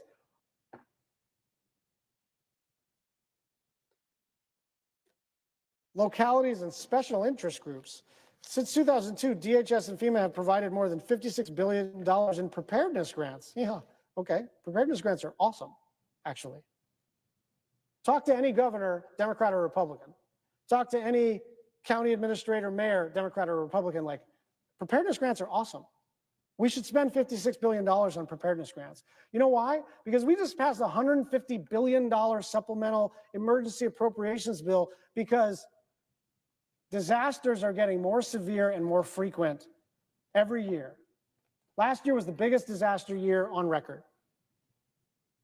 Now, I think it's because the climate is changing because we're burning too much fossil energy. But even if you don't think that, even if you have some magical other explanation for it, it is certainly a fact that we have more severe and more frequent disasters everywhere. And we have weird ones. There's never been a wildfire in the state of Hawaii, anything like what happened in Lahaina. A whole town burned to the ground, 2,200 structures, and not even a whole night, like 3 hours, basically. Western North Carolina, parts of West Virginia and Virginia flooded. Towns that were literally considered, like they called them climate havens. So all the people who like try to predict weather patterns were like, this is one of the very few places that's probably safe from a climate-driven natural disaster. Suddenly, Western North Carolina is absolutely flattened. And I feel really bad. I mean, Tom Tillis has been working so hard with Senator Budd to try to get some resources for people in Western North Carolina. And I feel bad because, frankly, a lot of people had been to Lahaina. And it was one discrete, beautiful town that holds a lot of, that a lot of people have a special place in their heart for the town of Lahaina, and they should. But all these towns, most people have not been to Western North Carolina. And all these towns are small. It's 500 here, 700 there, 75, like it's small. You add it all up, it's lots and lots and lots of people and lots and lots and lots of damage. And so preparedness grants are what they sound like. They help a county or a state or a community to, when a disaster hits, to not get wrecked, right? So like, just as an example, this is not in the preparedness grant, but like in the state of Hawaii, if you put something called a hurricane clip on your roof, the roof's way less likely to literally fly off, which is obviously bad for your house, but also bad for other houses. That's plenty. That's money that the state government provides to individuals to just say, be prepared. Why? Because it's super cheap compared to the alternative. It's super cheap compared to tens of thousands of roofs being ripped off when a Category 4 storm or hurricane hits. And so preparedness grants, like, I don't know, like that's not pork. unless you have no sense of what people actually need. And that's what this is. There's a bunch of people on K Street, primarily downtown Washington, D.C., in their cubicles typing up ideas about how wasteful all this stuff is. This stuff very much matters to communities.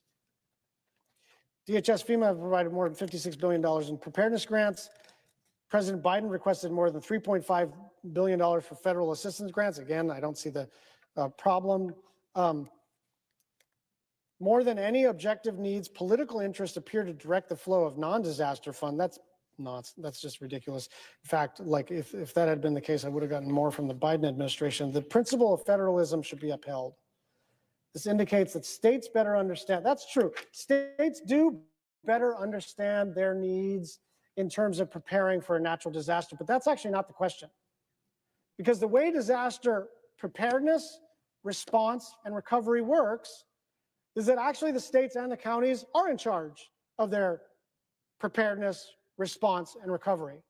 It's just that when a tiny little county gets flattened and the damage is so bad that the fiscal resources of that little government can't handle it, that's when the federal government steps in. Not to dictate the recovery, but to be a backstop. I mean, this is like what a federal government is for. And I'm lingering on this one because I think it shows how disconnected these folks are. And like I said, this thing's 900 pages, and I really did intend to like read the whole thing, except I found out it was going to be 120 hours. But you could go department by department and sort of know, A, that they really are trying to do all of these things, and B, that they're totally disconnected from the needs of the people. Like you could pick on a few federal agencies and I might like shrug my shoulders and go like, you know, they're right. But FEMA and the idea that like a little county should be in charge of its own disaster response, that's actually preposterous. Because what you're saying then is that you're on your own. And that's freedom, to be on your own. To not have the inefficiencies of the healthcare system masked by a subsidy. You're on your own. To not have FEMA come in and backstop a little town in Maui County or in California or in West Virginia, you're on your own. Congratulations with your freedom. The freedom to get kicked off your health insurance. The freedom to not have that damned federal government intervene when your town was burned to the ground or flooded out.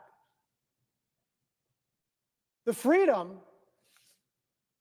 to make sure that if there is an Ebola outbreak in Uganda, not our problem. Sure, it's an international world. Sure, the Marburg virus is also now spreading in Eastern Africa, in Tanzania. And sure, it's got a 90% mortality rate, but you will be so satisfied with all your freedom. And I quote, "The modern conservative president's task is to limit, control, and direct the executive branch on behalf of the American people. This challenge is created and exacerbated by factors like Congress's decades-long tendency to delegate its lawmaking power to agency bureaucracies." That's not true. We're not delegating our lawmaking power to agency bureaucracies. What we are doing is establishing policy and understanding that, say in telecom, that the last thing you want is 100 people arguing about, I don't know, a spectrum auction, right? Or the worthiness of a particular bridge, right? Like you want experts to determine some of this, and not that we don't have a bunch of smart people, but we're supposed to make general policy. In Federalist 47, James Madison warned that the accumulation of all powers, legislative and executive and judiciary, in the same hands, or many, whether hereditary, self-appointed, or elective, may justly be pronounced the very definition of tyranny. Regrettably, that wise and cautionary note describes to a significant degree the modern executive branch, which, whether controlled by the bureaucracy or the president, writes federal policy.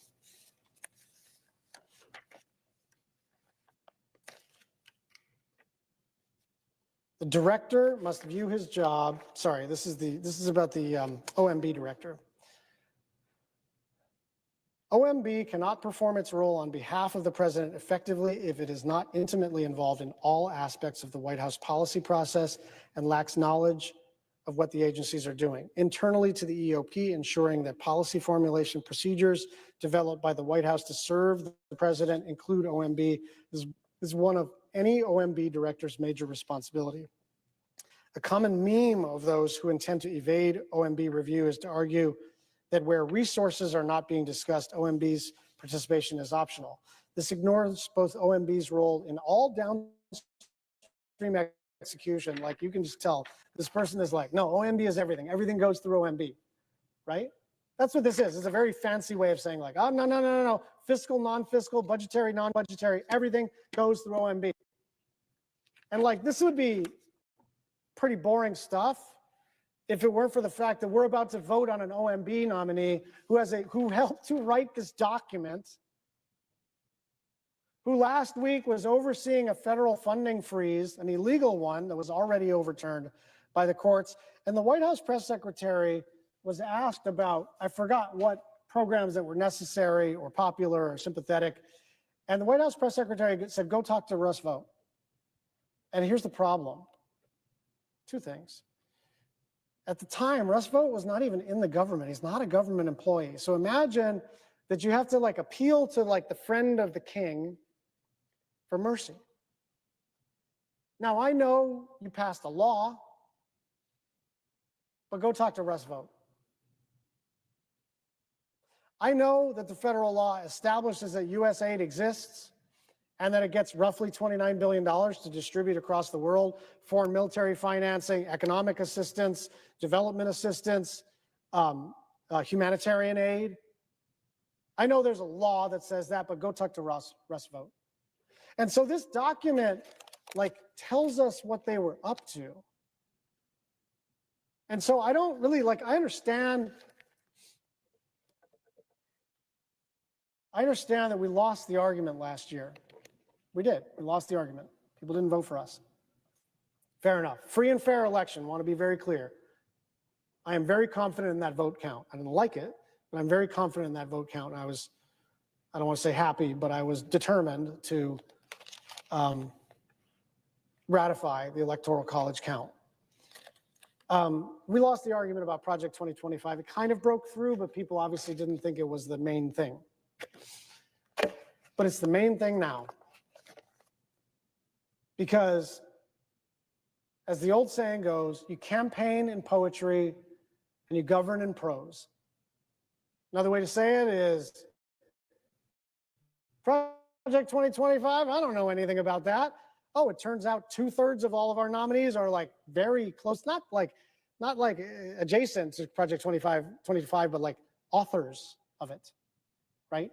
Wrote whole sections of it, right? The White House press secretary like did training videos for Project 2025. And I don't dislike these people personally. I've never met any of these people personally. But I just want everybody to understand what this project is. This isn't some like rando PDF that got uploaded to the internet and everybody ignored it. This is literally the playbook that they are following. And so I just would encourage staff, the public, members, the media to like open it back up and see how much it tracks. Because if you want to know what the Trump administration is doing, and if you want to know what they're about to do next, just open up Project 2025. They are in the process of implementing this. The director must view his job as the best, most comprehensive approximation of the president's mind. It's the friggin', excuse my language, it's the king's hand, right? The best, most comprehensive approximation of the president's mind. Like, that seems like a cool job. As it pertains to the policy agenda, while always being ready with actual options to affect that agenda within existing legal authority and resources. Well, maybe. This role cannot be performed adequately if the director acts instead as the ambassador of institutional interests of OMB and the wider bureaucracy. Once its reputation as the keeper of the commander's intent is established, then and only then does OMB have the ability to shape the most efficient way to pursue its objective. Externally, the director must ensure that OMB has sufficient visibility into the deep caverns of agency decision-making. Well, I'm sure, yeah, that's great. One indispensable statutory tool to that end is to ensure that officials, program associate directors managing the vast resource management offices personally sign what are known as apportionments. In 1870, Congress passed the Anti-Deficiency Act to prevent the common agency practice of spending down all appropriated funding, creating artificial funding shortfalls that Congress would have to fill. The law mandated that all funding be allotted or apportioned in installments. This process, whereby agencies come to OMB for allotments of appropriated funding, is essential for effective financial stewardship of taxpayer dollars. OMB can then direct on behalf of a president the amount, duration, and purpose of any apportioned funding to ensure against waste, fraud, and abuse, to ensure consistency with the president's agenda and applicable laws.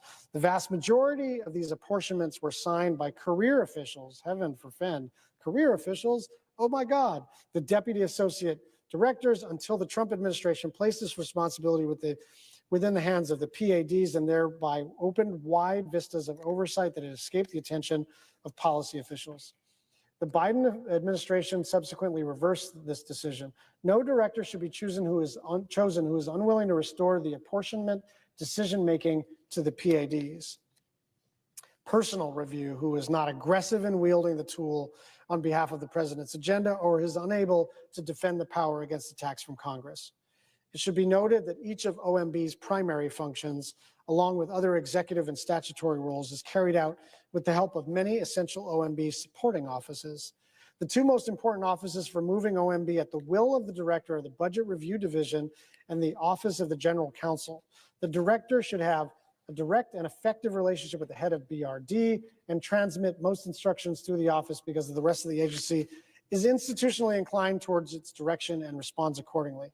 The BRD will inevitably translate the directions from policy officials to career staff, and at every stage it is obviously vital that the director ensure that this translation is an accurate one. In addition, many key considerations involving enacting the president's agenda hinge on existing legal authorities. The director must ensure the appointment of a general counsel is respected yet creative and fearless in his or her ability to challenge legal precedents that serve to protect the status quo.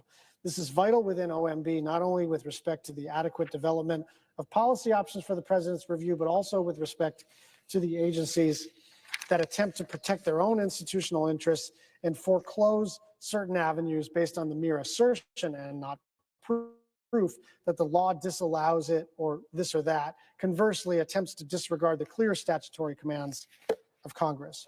In general, the director should empower a strong deputy director with authority over the Deputy for Management, the PADs, and the Office of Information and Regulatory Affairs, OIRA, to work diligently to break down barriers within OMB and not allow turf disputes or a lack of visibility to undermine the agency's principal budget management regulatory functions. OMB should work towards a one OMB position on behalf of the president and represent that view during various policymaking processes. Now to budget. The United States faces an untenable fiscal situation and owes $31 trillion on a debt that is steadily increasing. The OMB director should present a fiscal goal to the president early in the budget development process to address the federal government's fiscal irresponsibility. This goal would help to align the months-long process of developing the actual proposals for inclusion in the budget. Though some mistakenly regard it as a mere paper-pushing exercise, the president's budget is in fact a powerful mechanism for setting and enforcing budget policy at the federal agencies. The budget team includes 6 resource management offices and so on. Let me just stop here on the question of debt and deficits. So there's a big fight that's about to happen, and it's sort of playing out in the United States House of Representatives among Republicans only. The Republicans want to pass a big tax cut, and they want to do it like they did the last tax cut, which is to shovel a bunch of money to the wealthiest corporations on the planet. I still remember that I think the Chamber of Commerce wanted, I might be getting the numbers wrong, but I think they were pushing for like a 24% top tax rate. And this Congress gave it even lower than the Chamber of Commerce wanted. Like, they're just going for it. They're going to shovel money to the wealthiest corporations to ever walk the planet. When we got power, we instituted essentially a minimum tax so that billion-dollar corporations pay at least 15%. And it generated a bunch of money, and we were able to use that for beneficial things. And so the problem now is that you've got some legit deficit hawks. You've got some legit fiscal conservatives who like tax cuts, but understand that tax cuts like reduce the amount of money coming into the government and don't engage in this magical thinking where tax cuts somehow weirdly generate more money for the government. But you've got a bunch of people who just want to deliver a tax cut and like paper over the fact that they're blowing up the deficit. But the last, I forgot what it's called, TCMJ, the tax cut, the Trump tax cuts, multi-trillion-dollar increases in the deficit. And what they're about to do is one of two things. They might do like just goofy accounting and say that continuing these tax cuts are basically free. Now, there are a bunch of Republicans in the House who basically are saying, no way, no how, we're not doing that. The problem is if you're not doing that and you're not raising revenue, then you got to cut, and you got to cut, and you got to cut. And let me tell you something. The USAID budget is not going to do it because it ain't $29 billion they need to find. It's $1.5 trillion that they need to find. And if you read the document that Jody Arrington in the House was distributing, it was Medicare, Medicaid, the Affordable Care Act, clean energy tax credits, like. And by the way, you need to do like most of those things in order to find $1.5 trillion in savings. And so you'll forgive me if I'm somewhat skeptical of these people's commitment to fiscal discipline, because every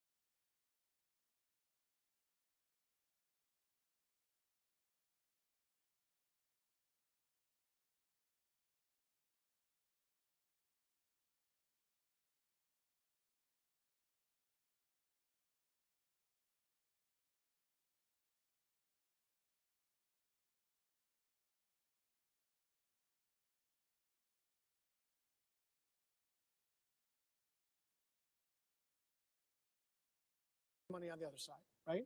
There's only two ways to find a pay for. One is you cut something you're spending money on.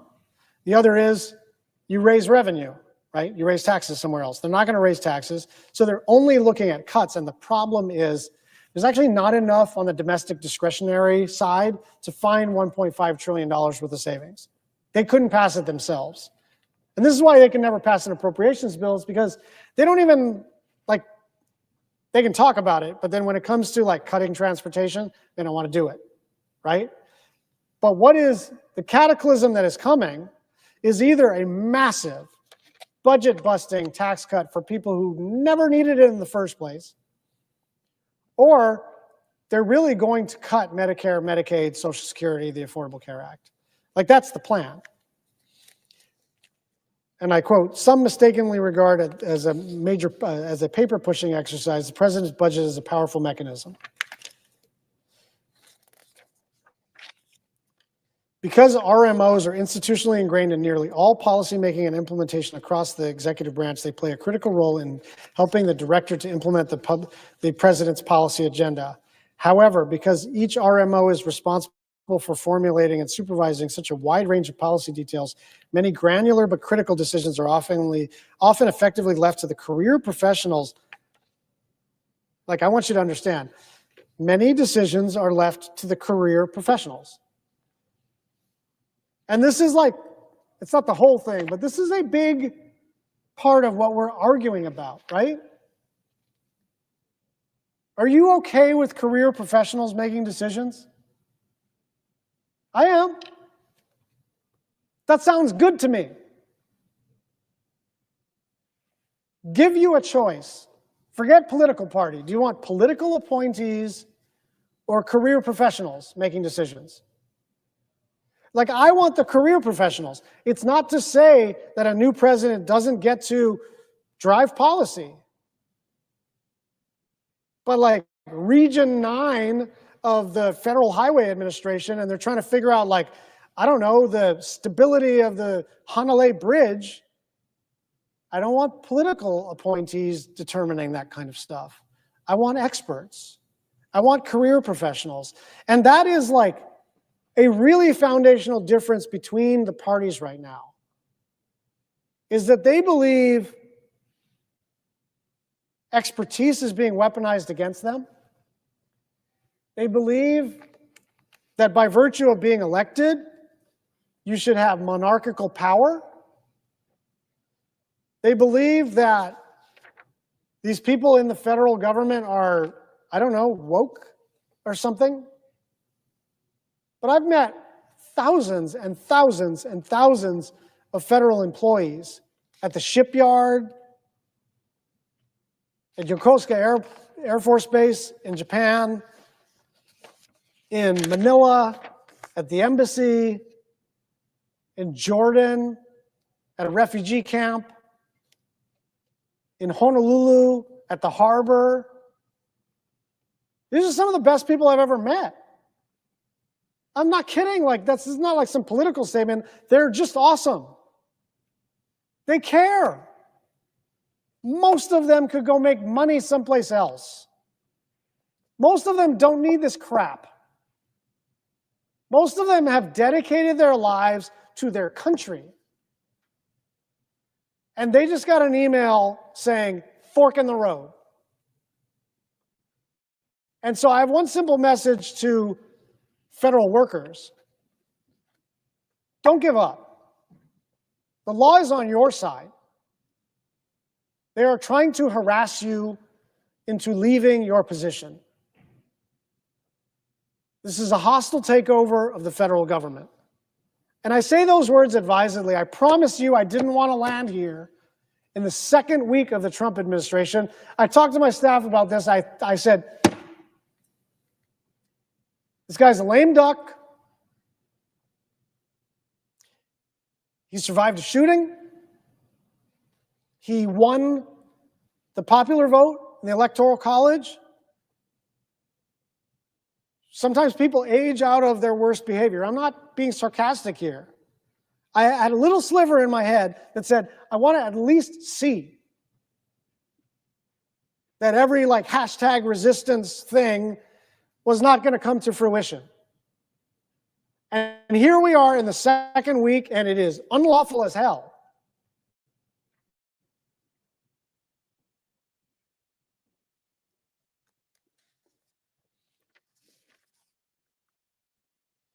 And I quote, "It is vital that the director and his political staff, not the careerists, drive these offices in pursuit of the president's actual priorities, not let them set their agenda based on the wishes of sprawling good government management community in and outside of government." That's great. Good government people, damn them. Many directors do not properly prioritize the management portfolio, leaving it to the deputy for management, but such neglect creates the purposeless bureaucracy that impedes the president's agenda, an M train to nowhere. OFPP.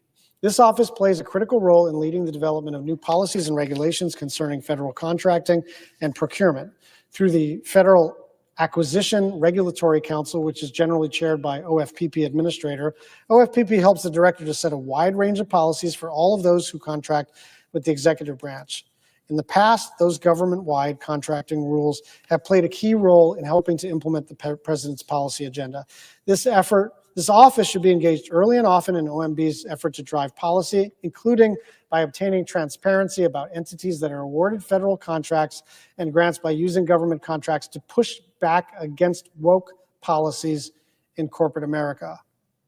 You can see how it like sort of sounds fine, and then suddenly they're like, whoa, push back against woke policies in corporate America. Like, what the hell's that got to do with anything? And I don't even know how the Office of Management and Budget is supposed to like, what do you care if Coca-Cola is like, I don't know, pro-queer or something, or like Pepsi, or I don't know, like some, whatever, like who cares? NBC Universal is like, wants climate action. Is that important for the federal government to have one opinion or the other about? And is it proper for the Office of Management and Budget in the executive office of the president to use the fiscal authority of the United States of America? And this, remember that this guy has this theory that he's the king's hand. He represents what the president thinks in all manners, right? And I remember I've been a lieutenant governor, and I remember my governor, a very good friend of mine still, used to say, not for everything, by the way, but only on specific things. We'd be in a meeting, he says, he has all my authority on this. It was very generous of him. He delegated that specific authority to the lieutenant governor, and then I could represent him. What this guy's saying is the OMB director represents the president of the United States in all matters, and is going to use that to push back against woke policies in corporate America. Like, that is not a proper use of presidential power. It is not a proper view of presidential power, right? Okay, First of all, okay. the OMB director does not. Is there any reason we have a stake in lesbian dance theory in That's the guy who's Pakistan? writing this who's going, I'm going to be. Is the there leader any of it, reason and we might have a as well stake represent in to the gender world that I'm studies all-powerful, right? in India? But also, what the hell's that got to do with anything? And so you see these guys have a very specific view of the world, and it's not just like, I think the government should work this way or that way. They view this as a real war. And that's what, to me, is so kind of jarring, because as I talk to Republican colleagues, like some of them probably see me as the enemy, but most of them don't. Most of them just think I've got bad ideas, like I think they've got bad ideas. But these people have a very different view of the American system of government and what's happening societally. And it's dressed up with a lot of like overeducated white shoe law firm language. But they really view the left as like an enemy. Not as just fellow Americans with like bad ideas, but the enemy. And they are going to utilize the power of the federal government to go after whatever they think is woke, right? And we saw it last week. We saw it last week, and it was so damn sad. The hardest thing to do and the easiest thing to do, in a certain sense, is when you're a public leader and something tragic happens. Hardest thing to do is to summon the strength to be kind and inspirational and convey your sense of sorrow without looking so broken up that you don't lift people up, right? So that's kind of hard. But it's also the easiest thing to do, because all you have to do is be gracious. All you have to do is care about people. And the President of the United States is asked, are you going to visit the crash site? He goes, what do you want me to go swimming? Oh, do you want me to go swimming? And to blame like a really horrific plane crash. I was right here on the Senate floor giving remarks when I started to learn what happened. And the Republican cloakroom, the nonpartisan staff, everybody was just totally wrecked. And the President of the United States like blamed wokeness or DEI, diversity. I want everybody to understand what's going on here. They dress it up a bit, but they think that's the problem. They think that's the problem. They think that there are a bunch of people walking around like me or whatever going like woke, woke, woke, woke. I just want things to work well. I just want people to have opportunities. I want when a disaster hits for a community to be as prepared as possible. I want when a disaster hits for FEMA to be on the scene. I want our roads and highways to work properly. I want a strong defense. I want, to the extent that China is engaging in the Belt and Road Initiative, and everybody in the United States Senate talks about, wow, China is so smart. They have this Belt and Road Initiative. They're doing all this economic partnerships, and they're winning friends all over the world. We should do something like that. We are doing something like that. It's called the United States Agency for Development. It's USAID. We have it. Maybe you think it's not working well. Fine, let's work on it. But we're like marveling at this thing that we already invented, that we already have, that we already do. And so I just want us all to take a breath and understand that this is either in the mainstream or it's not. This is either what we're doing or it's not. And we have a vote coming up on Wednesday and probably Thursday on Mr. Russ' vote. And I've never met him. I don't think I've ever met him. I knew his deputy. I actually got along with his deputy. He's clearly smart. He clearly has a point of view. But, I mean, he's the Project 2025 guy. And, like, that's no longer in dispute. And my main point tonight is for everybody to get it through their heads. We are no longer arguing about whether they're doing Project 2025. They're doing it. They're doing it. They're implementing it. They have the playbook. Everything you've seen in the last 2 weeks is what they told us they were going to do. And this is not just to establish an I told you so. It's very unsatisfying in politics to do I told you so. Nobody likes it. Nobody likes it. It is to ask the public, is this what you thought you were getting? Maybe you thought you were getting a disruptor. Maybe you just wanted to poke, the Democratic Party in the eye because you were pissed off about, I don't know what, the price of something or Gaza or whatever. Look, people vote for you or against you for their own reasons, not yours. And so I respect the voters for electing this man. I just don't think the voters, even the ones who elected this man, had any idea that this thing was going to be implemented and implemented so aggressively and so unlawfully. You've got places all around the country that codified a woman's right to choose and voted for Donald Trump. You've got places in this country that legalized medical cannabis or cannabis generally and then voted for Donald Trump. You've got places that voted to increase the minimum wage and voted for Donald Trump. So people voted for Donald Trump not because of these policies. They voted for Donald Trump because they didn't think he was going to do it. Honestly, I know people, I mean, look, the first Trump round, I didn't have very many buddies that voted for Trump. This last round, I had a few. I didn't even ask because it would have been a little bit of a strain on our fantasy football relationships and our text strings and all the rest of it. But I could tell. And it's because they didn't think he was going to do any of these things. And I just want everybody to understand he's doing them all. And he's doing them rapidly, and he's doing at least some of them illegally. And so we're going to have more to say about this over the next couple of days. But I just want everybody to understand this is a marker. This is what they're doing. They're implementing Project 2025, and Mr. Russ Vogt is the head of this thing. And according to the document itself,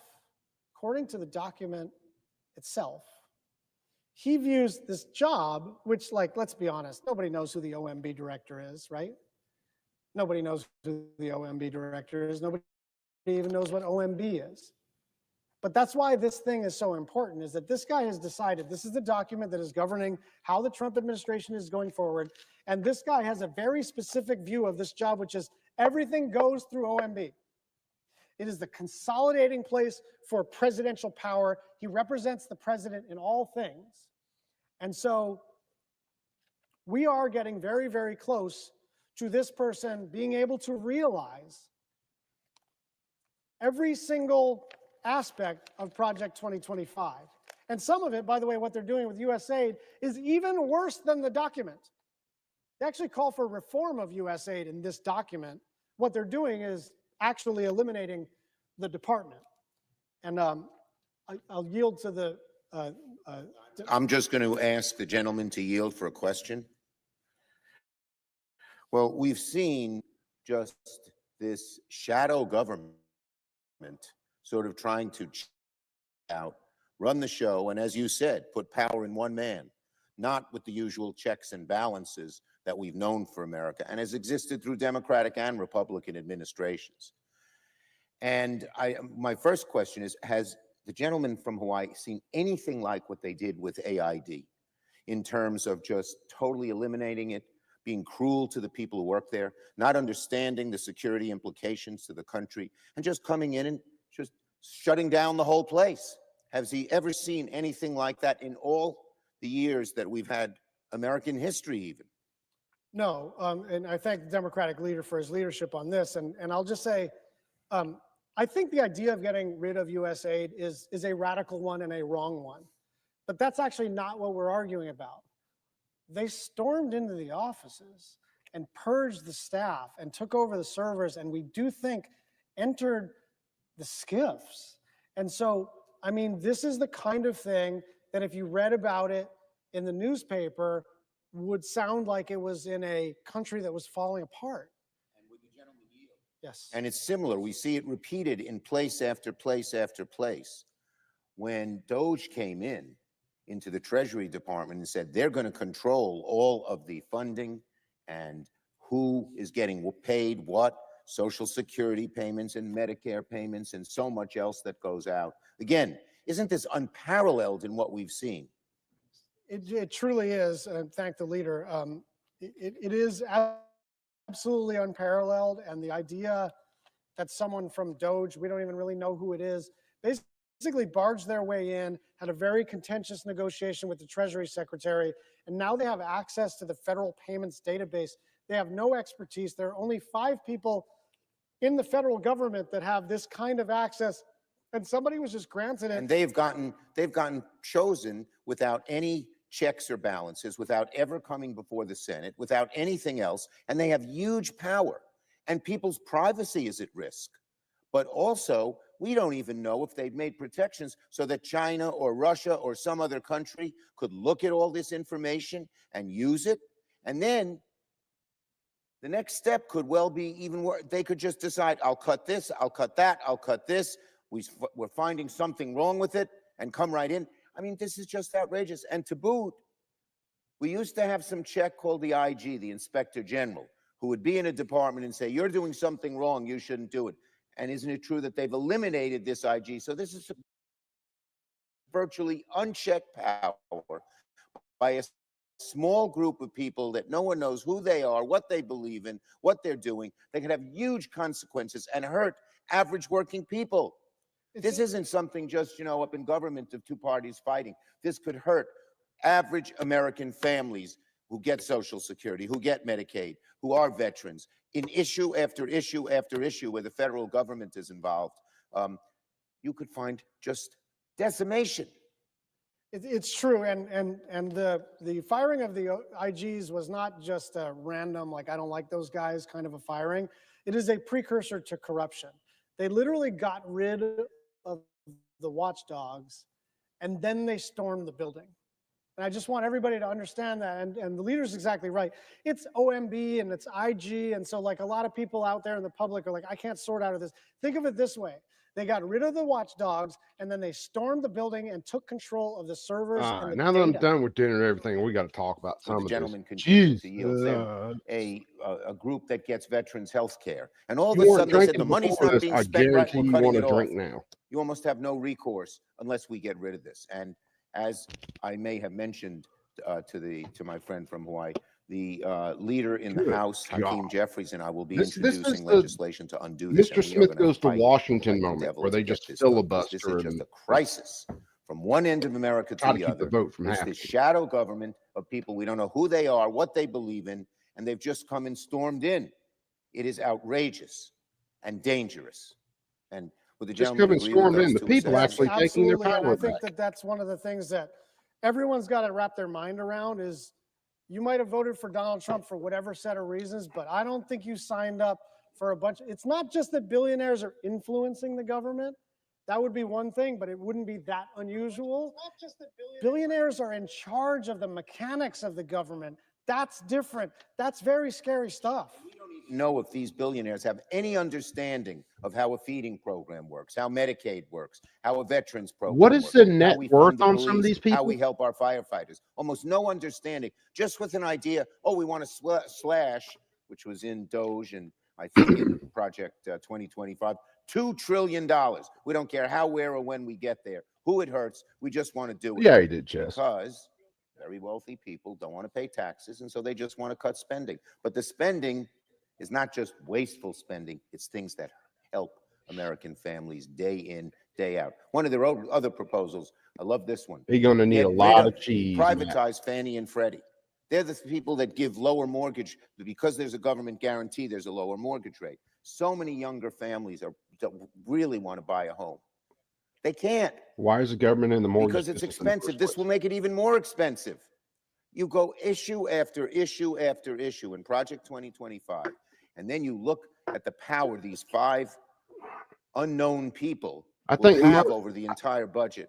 I Many think of they're them just trying to implement filibustering it, trying to keep 2025, the and this is actual way they vote do from it. happening at this And point. it's They are frightening. just trying It's to really frightening. kneel And down and I run. think about last week when before the federal funding freeze was Marie, I'm sorry I didn't say hi earlier. was, What's up, my sis? deemed Welcome to the clown unlawful show. and suspended, people couldn't get their VA home loans. And we've all had like that moment where you're like, okay, it's Yeah, Z, closing you know day, he's going to ride that donkey and till the it VA falls home apart. loan office was not available for you to execute on your loan to get your house. The Medicaid portal was shut down. People who desperately needed Medicaid and need to get some information and get some help were told, go home. Now they put it back up, but who knows when they'll shut it down again. Yeah. Look, I think our job over the next couple of days, and the leader has been very strong on this, is to point out that, look, I've never seen a floor Where's fight Vanessa over the Kitty and OMB Sassy directive. and everybody else? And there's a reason for that, is because Unless that's they're in usually here and some just working, I nonpartisan didn't see job, them. and they I've might been have, cooking. they're important, and you want them to be good at it.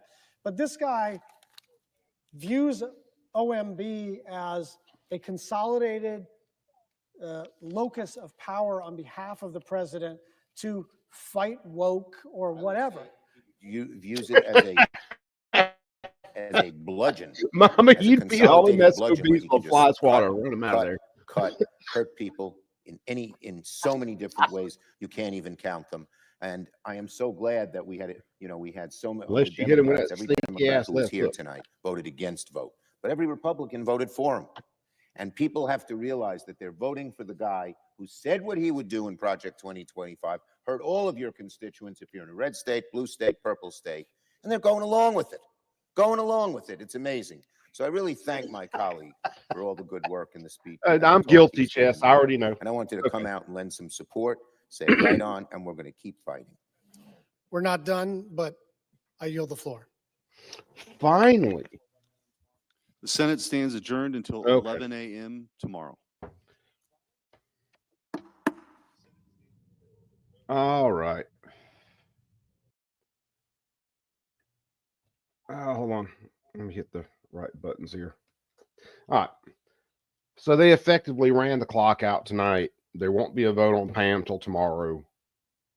Try to cover that when it happens. Hopefully it won't be while I'm at work. I get off a little earlier tomorrow. But we'll see. And that was their complete try to filibuster every damn thing is what that was. So, oh man, it's going to be interesting.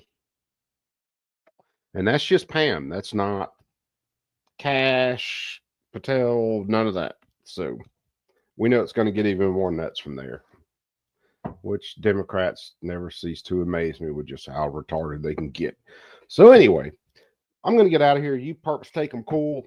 Love all you guys to death. As always, if I can pick it up, that knocks something over. Keep that thing on you at all times. We will see you guys on the next one. I don't know if Red Dawn's live tonight. I didn't see anything because I was back and forth to the kitchen, but look for Red Dawn. He's probably live, or some of the other guys are, and we'll see you guys in another chat, man. Love you guys to death. Mama, don't beat no one with a fly swatter. Although I will arm you with one and mail you to Washington, because at least you clean that joint out. Love you guys, man. Y'all be cool. Good night, everybody.